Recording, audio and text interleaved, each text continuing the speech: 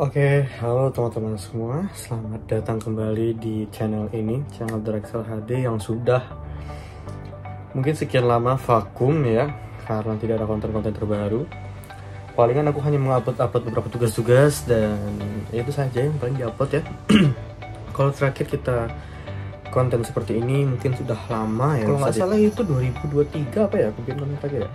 Sekarang sudah 2025 dan hari ini aku punya playlist baru di channel ini karena aku adalah salah satu aviation enthusiast. Aku bakal ngebahas fakta-fakta unik terhadap beberapa maskapai, tidak hanya di Indonesia tapi juga di maskapai luar.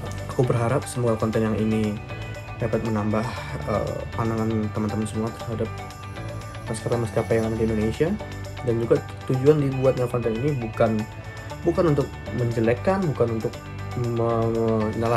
menyalahkan salah satu pihak, tetapi hanya untuk membagi informasi kepada teman-teman semua terhadap maskapai-maskapai yang ada di dunia maupun di Indonesia. Dan untuk teman-teman, intinya gini, jangan pernah takut buat naik pesawat, karena pesawat adalah transportasi yang paling aman di dunia. Oke, untuk yang episode pertama ini kita akan membahas salah satu maskapai Indonesia yang paling, sebenarnya ini maskapainya udah lama sih, tapi dikarenakan satu dan lain hal, maskapai ini sempat terhenti untuk penerbangan komersil. Dan maskapai ini kalau nggak salah pada beberapa tahun terakhir sudah memulai penerbangan komersil kembali. Teman-teman tahu itu apa?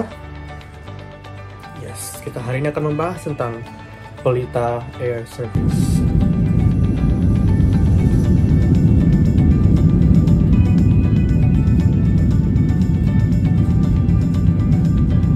Oke, teman-teman semua, Pelita Air itu merupakan sebuah maskapai yang mungkin saat ini di Indonesia belum sepopuler ya, sepopuler Garuda Indonesia ataupun Lion Air. Nah, tapi tau nggak sih teman-teman, kalau maskapai ini sebenarnya tuh punya sejarah panjang dan unik sebenarnya ya, yang bisa kita bahas di video kali ini. Apa saja sih? Yuk kita sama-sama bahas fakta unik tentang maskapai Pelita Air Service. Oke, fakta unik yang pertama adalah awalnya dan pada awal didirikannya itu, Pelita Air ini bukanlah pesawat yang diterbangkan komersil atau bukan maskapai komersil. Pelita Air ini sebenarnya bukan maskapai yang melayani penerbangan komersil seperti sekarang. Maskapai ini berdiri pada tahun 1970-an dan awalnya hanya melayani kebutuhan-kebutuhan penerbangan untuk industri migas dan pertambangan di Indonesia. Jadi sebelum mengangkut penumpang umum, Pelita Air ini lebih dikenal sebagai maskapai penerbangan charter untuk keperluan industri. Dan yang kedua, maskapai ini sempat vakum dan kembali lagi ke pasar komersial. Setelah bertahun-tahun hanya penerbangan charter, maskapai ini akhirnya masuk kembali ke pasar komersial pada tahun 2022. Mereka memulai operasi rute pertama, yaitu dari Jakarta menuju Bali, dan berencana memperluas rute penerbangan ke kota-kota besar. Saat ini sudah banyak rute yang dilalui oleh Pelita Air, bisa seperti Jakarta Bali, Jakarta Padang, Jakarta Pekanbaru, dan sebagainya. Dan juga nih, di Sumatera aku juga sering menggunakan Pelita Air sebagai penerbangan karena memang aku entusias di Airbus, karena dia menggunakan fleet Airbus A320, dan aku entusias di Pelita Air juga. Nah, sudah beberapa kali aku masuk ke Pelita Air dan naik Pelita Air dan bercengkrama dengan beberapa pilot-pilot Pelita Air. Mungkin aku taruh foto-fotonya nanti di sini. Aku sudah kompetisi ke Pelita Air dan memang pesawatnya itu bagus. Oke, yang ketiga adalah apakah Pelita Air ini bisa dibilang pesaing baru di pesawat kelas premium atau full service aircraft? Pelita Air ini menawarkan konsep yang agak berbeda dibandingkan maskapai-maskapai low cost carrier yang lain seperti Lion Air atau Citylink. Maskapai ini menghadirkan layanan yang lebih premium dengan armada A320 yang modern dan layanan full service.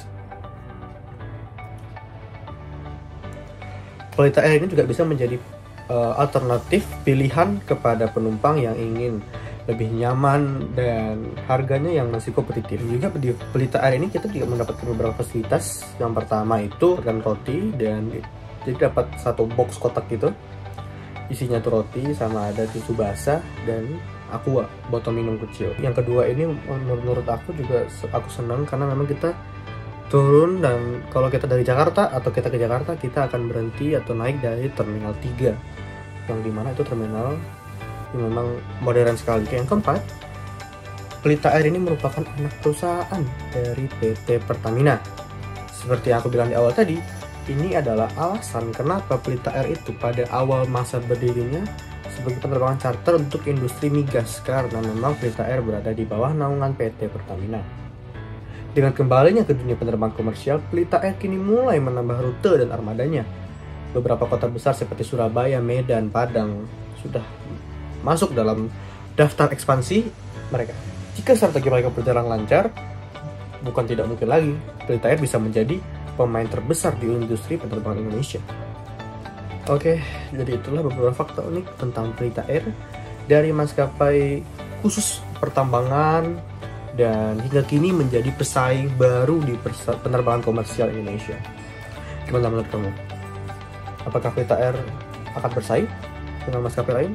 Apakah Pelita Air dapat menyaingi beberapa maskapai-maskapai di dunia juga? Silahkan tuliskan pendapat teman-teman semua di komentar di bawah. Dan terakhir, jangan lupa kalian like, subscribe, dan turn on the notification biar tidak tertinggal dengan konten-konten baru aku yang insya Allah akan konsisten ke depan. Oke, kalau teman-teman ada request selanjutnya ini aku bakal nge-review fakta unik maskapai apa, silahkan tulis lagi di komentar di bawah atau DM ke Instagram aku di sini. Dengan cepat aku bikin konten dan langsung aku upload. Seperti video ini, setelah aku bikin langsung akan aku proses. Dan juga teman-teman, untuk ke belakangnya mungkin aku minta maaf karena ada sudah jarang sekali membuat video, dan inilah mungkin saatnya comeback ke YouTube. Oke, mungkin itu adalah video kali ini. Terima kasih teman-teman semua yang sudah nonton, dan bye-bye.